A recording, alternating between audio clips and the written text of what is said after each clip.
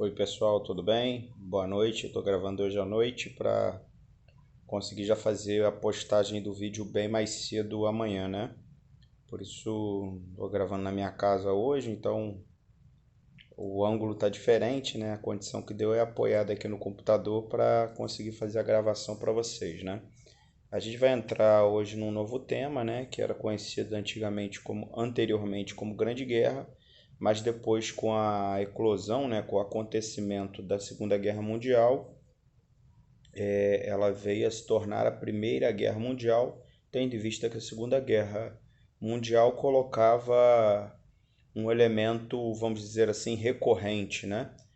No sentido de que antes era a Grande Guerra, por não existir uma Segunda Guerra.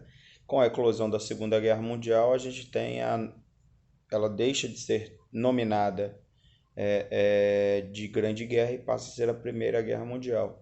E são eventos fortemente vinculados, né? A Primeira e a Segunda Guerra são eventos que têm uma relação histórica pelos acontecimentos, pela lógica capitalista, das tensões entre as potências capitalistas envolvidas no centro econômico do mundo, que até então era a Europa. Os Estados Unidos, que é a principal potência econômica hoje, ela era ainda uma potência secundária no contexto, já era uma potência econômica, mas não era das principais potências, mesmo porque nesse contexto um elemento muito determinante para o reconhecimento desse status, dessa condição de potência, era o fato de deter ou não deter territórios coloniais.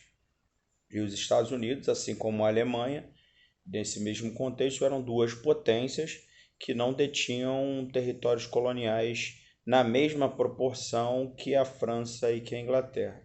A Primeira Guerra Mundial ela tem a sua relevância por significar é, a Primeira Guerra moderna, no sentido de ser uma guerra com forte efeito e influência do desenvolvimento tecnológico industrial acumulado do século XIX, que se refletiu no cotidiano da guerra e dos conflitos, né?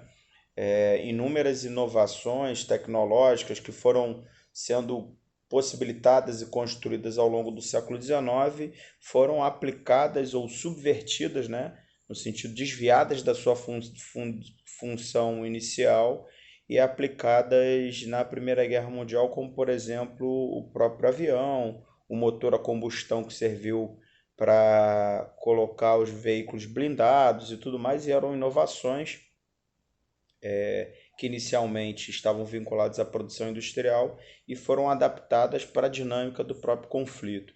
Isso também explica o próprio desenvolvimento na química, né, em gases, em armas químicas, né, em gases que geravam a morte de milhões de pessoas, de várias das pessoas que estavam combatendo. E ela tem esse impacto nesse sentido da dimensão industrial, tecnológica, como também como um elemento de ruptura da estabilidade política e econômica que atravessou o século XIX, né? O século XIX, inclusive, ele era conhecido como a Belle Époque, né? E o otimismo, a ideia de progresso, a ideia de evolução, toda a dimensão civilizatória que envolvia a Europa ou a noção que a Europa tinha de si nesse contexto, isso caiu por terra com o impacto psicológico, com a violência da Primeira Guerra Mundial e pelo fato também de ser um conflito de escala mundial.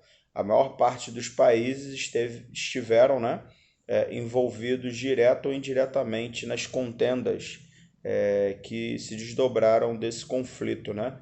O Brasil, por exemplo, ele declara guerra à Tríplice Aliança, né, se posicionando favoravelmente à Tríplice Entente, mas não se envolve diretamente no conflito, pelo menos na Primeira Guerra Mundial.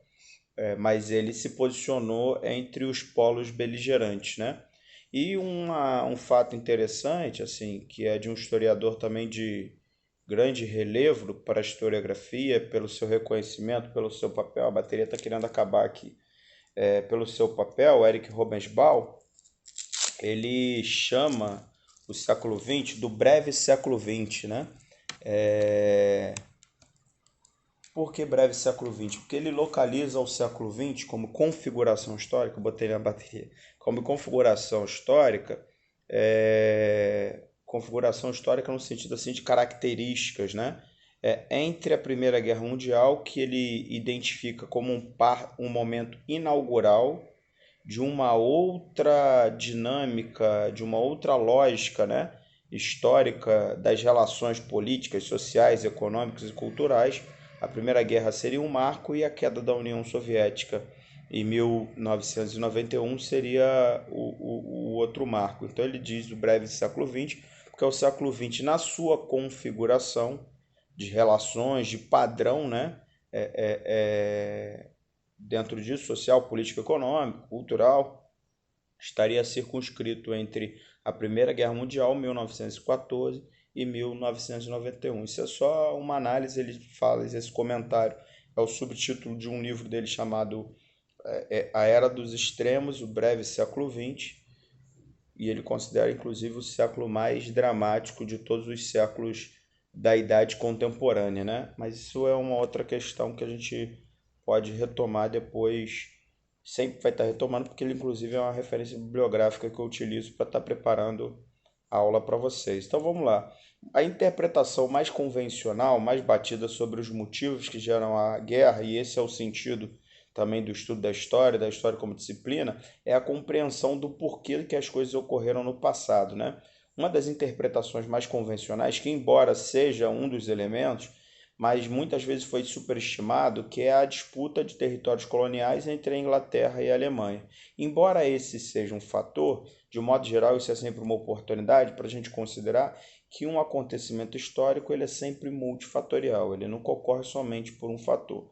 É fato que uma tensão em torno da posse dos territórios coloniais contribuiu para a escalada da beligerância, para a intensificação das rivalidades entre as principais potências, mas não foi de fato, de imediato, o único fator, né? Ou fator unicamente determinante para a eclosão do conflito, né? Mas essa era a interpretação mais convencional, né? Então, conforme eu disse, é um conflito que foi também justificado somente por essa questão dos territórios coloniais. Vamos lá.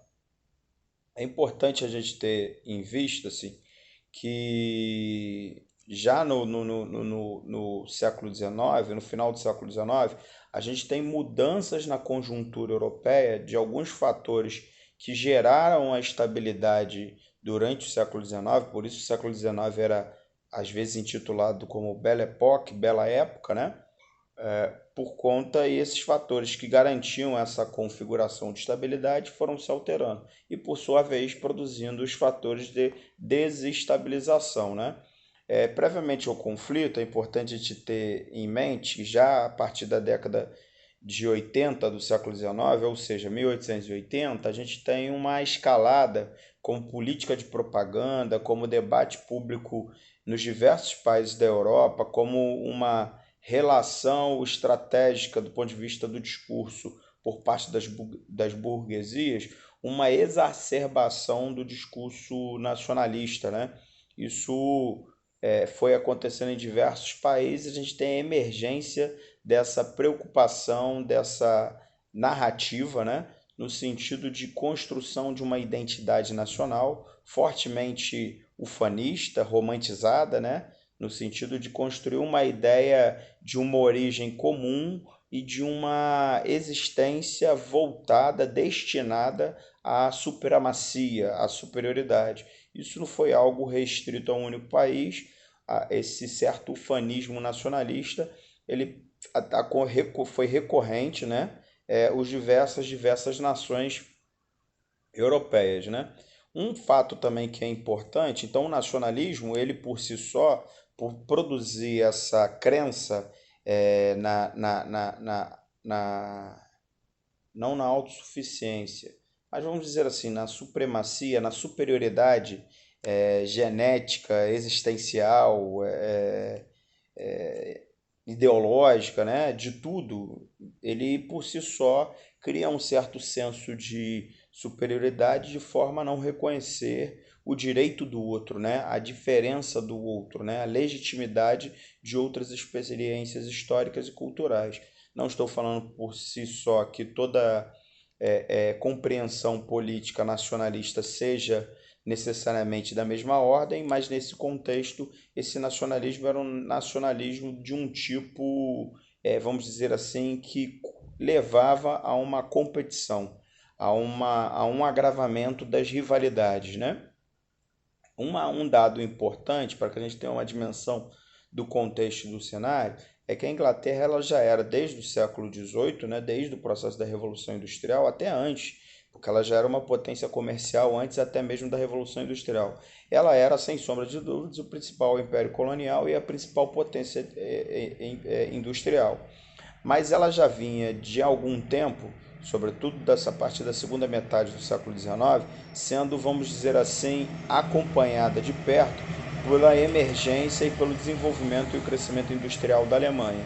Então a Alemanha ela tem uma trajetória histórica, como a Itália, de uma unificação, vamos dizer assim, tardia. Embora diversos povos germânicos residam na Europa, né?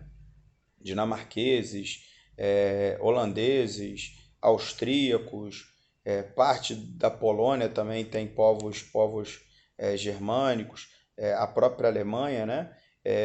A Alemanha se unifica na Alemanha e antes da unificação alemã eram diversos estados hoje que fazem parte da Federação Alemã eram pequenos principados, pequenos estados independentes. A gente tem um processo de unificação da Alemanha, vamos dizer assim, tardia, e após essa unificação, a Alemanha inicia o seu processo de emergência, inclusive até antes da Alemanha, quem figurava como potência importante e responsável, inclusive, por esse processo de unificação foi a Prússia, né? O Estado prussiano. Então a Alemanha, ela no final do século XIX, ela emerge como uma potência, uma importante potência industrial, né? França e Rússia também eram importantes potências industriais, mas muito atrás da Alemanha e da Inglaterra, né? E a Alemanha, por sua vez, dentro e concomitante a esse processo industrial, ela vai também se transformando numa importante potência marítima, tanto do ponto de vista mercantil quanto do ponto de vista militar. Já é beber o chá aqui, mas deixa. A Alemanha, de um lado, assim, é importante a gente considerar que nesse contexto de contenda, a Alemanha ela acabou pela sua própria emergência, pela aquilo que ameaçava a Inglaterra, empurrando a Inglaterra, que tinha também um histórico de rivalidade com a França, a reconfigurar sua leitura sobre as posições políticas entre as potências, ou vamos dizer assim, no jargão da política, sobre a correlação política internacional, a se aproximar mais da França e superar velhas rivalidades no sentido de considerar a ameaça alemã, né? No entanto, outras tensões também que agravam, então a gente vai pensar aqui para enumerar e ficar didática a abordar. A gente tem a questão da emergência alemã, que ameaça a supremacia inglesa. A gente tem, de fato, também as questões coloniais e, por sua vez, a gente tinha uma realidade de uma certa configuração política da Europa, no sentido de estados, de territórios governados, que, vamos dizer assim, constitui um certo caldeirão, né?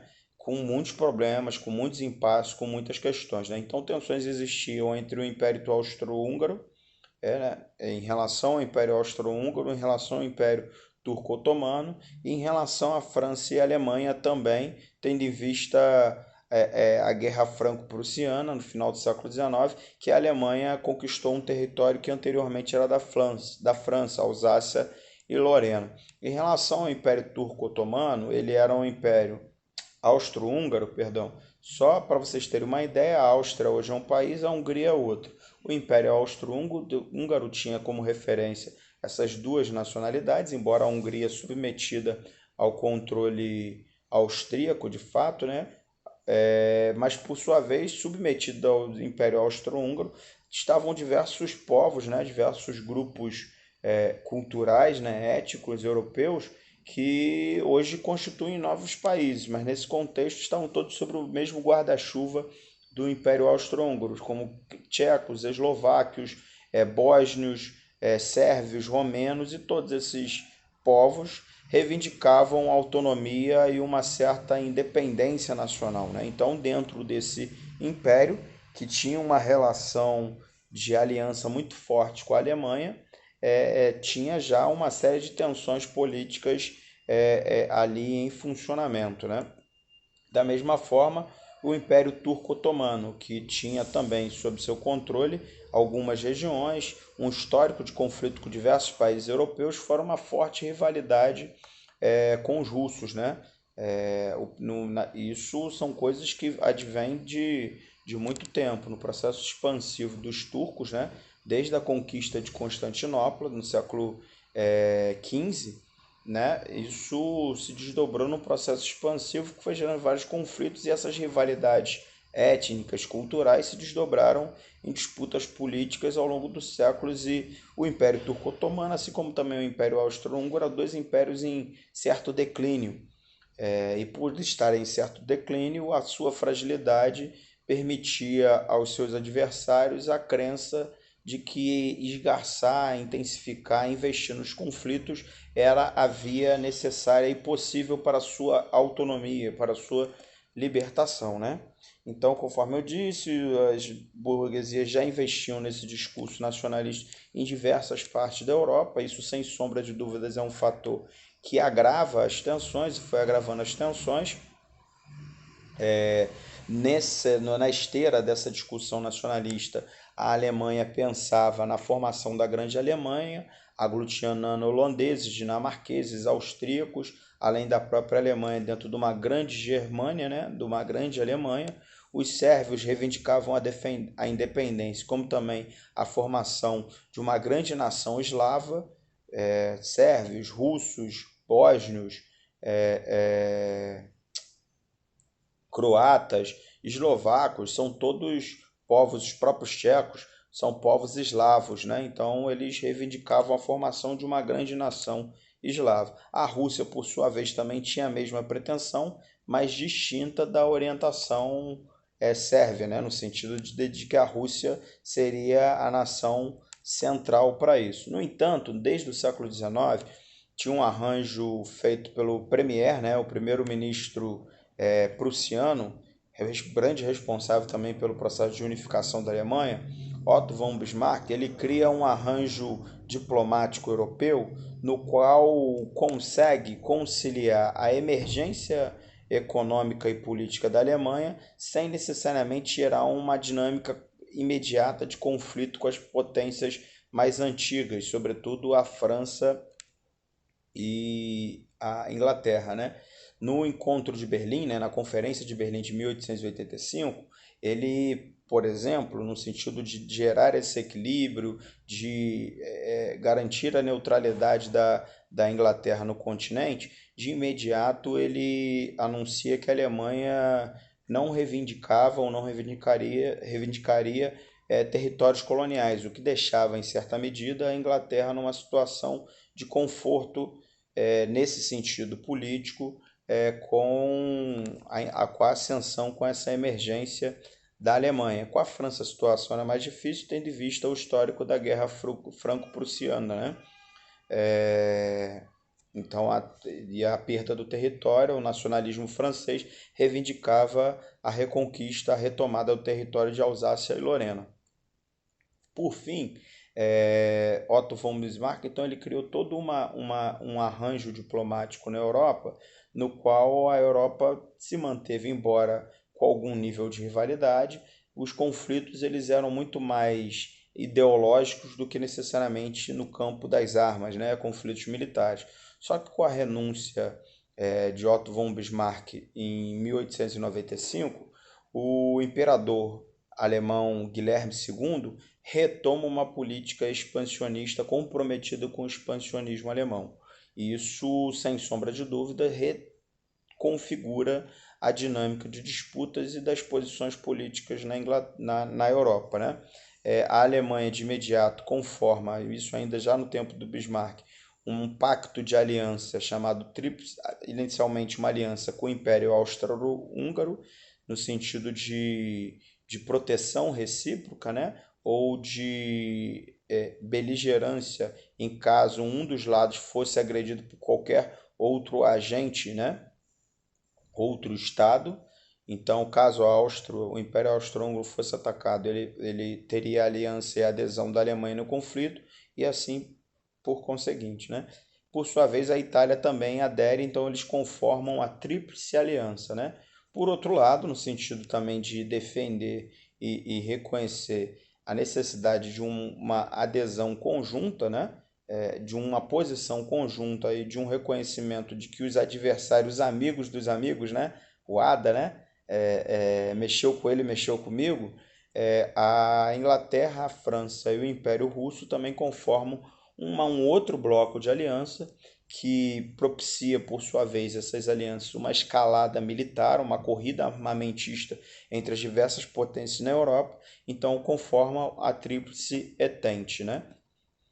Então eu acho que é isso, assim, eu dei mais ou menos esses pontos. Então a gente tem, para encerrar, os pontos que marcam esse crescimento e que são fatores que geram um conjunto de fatores que propiciam, mas eu vou entrar mais no mérito na próxima aula sobre isso. Isso é mais um panorama.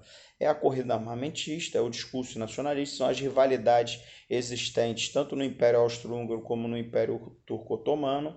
Já falei do nacionalismo, né? São ressentimentos provocados por processos anteriores, também isso marca, é a disputa por territórios coloniais, sem sombra de dúvidas, mas não é o único fator que explica o conflito. Por sua vez, a emergência alemã traz um certo desconforto ou uma certa insegurança em relação às antigas potências coloniais como França e Inglaterra, né? Então eram muitos fatores acontecendo na Europa, como também o próprio encerramento do sistema diplomático criado por Bismarck, né? Pelo papel proativo que ele teve na configuração, na costura desse arranjo diplomático, com o seu encerramento e com a retomada da Alemanha por uma política expansionista. Isso foi gerando uma série de fatores que culminaram e permitiram a eclosão do conflito.